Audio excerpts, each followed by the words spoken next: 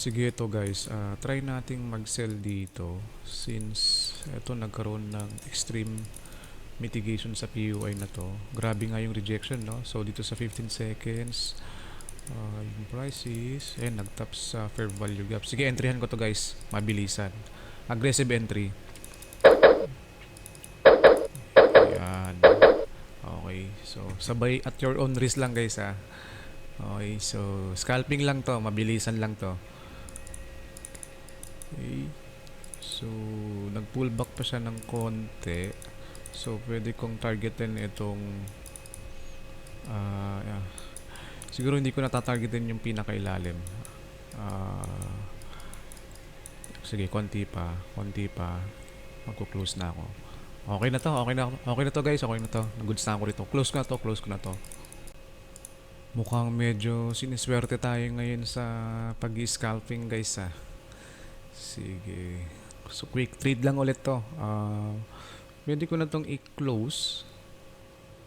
Sige, hintayin natin na talagang ma-read itong liquidity trend line na to. So, pwede kong targetin itong pinakailalim. Yan. Yung demand zone ko na yan. Sige, hintayin natin, no. So, tamang monitor lang. Shit. Maangat pa. Let's see. So, let's see. Pwede kasing magkaroon pa to ng another down move kasi nga para mas i-clear out pa talaga yung liquidities resting below, no, ng trendline liquidities na yan, no. Ayan na. So, let's see. Sige, basagin mo yan.